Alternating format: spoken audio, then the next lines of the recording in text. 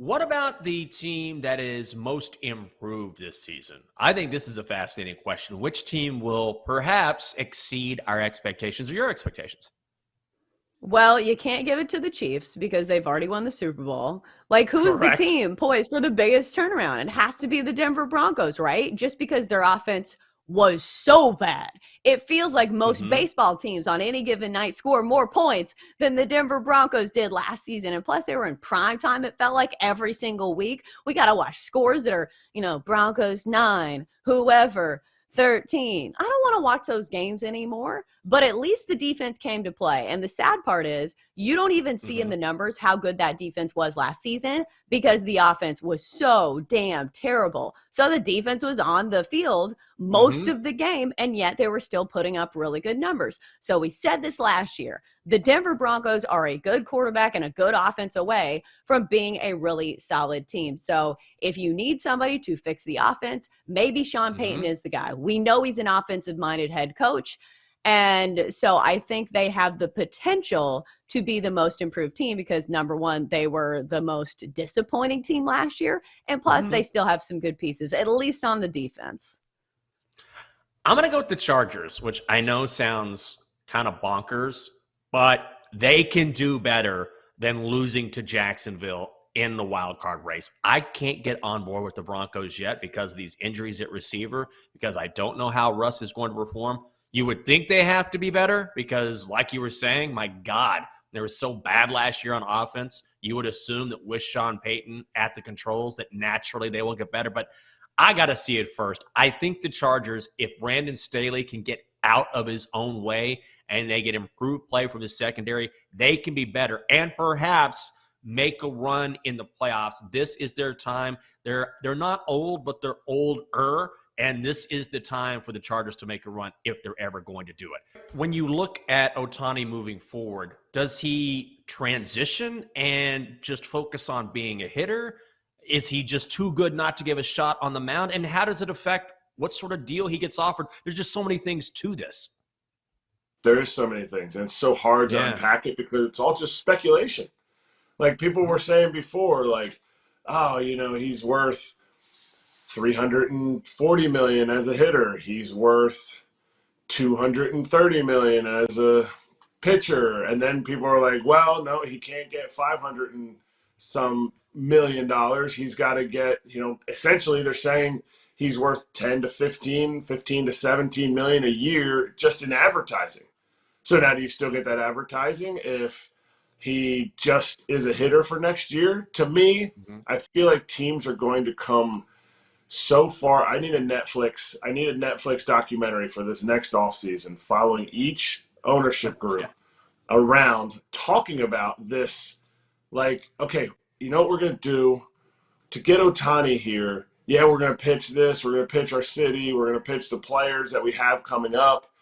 But we're going to say contract wise, we're going to go 370 million because we think he's about a Judge type of player for 9 years, except we're going to give him an opt out after the first year. So if he wants to go back and pitch, he can pitch, but we'll tell him we want right of first refusal to give him an extra 240 million as a pitcher to come back for that same 9 years, essentially making his contract 550 to $600 million.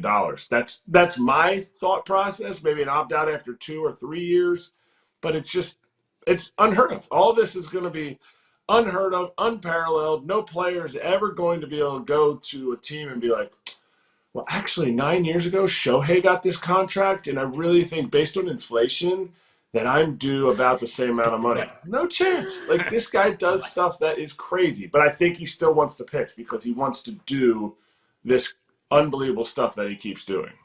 As I was handicapping these games, are there any underlying principles that we can apply to all of these games? Like I was thinking to myself, okay, it's week 0. who has the upper hand? Do we think it's going to be the offenses, or do we think it's going to be the defenses? Because if we were talking about the NFL, I would say the defenses usually have the upper hand because, there's more things to learn about the playbook, I think, when it comes to the offense. If they have a new offensive coordinator or a new quarterback, which is going to be the case for a lot of these teams because the transfer portal has been hot this offseason.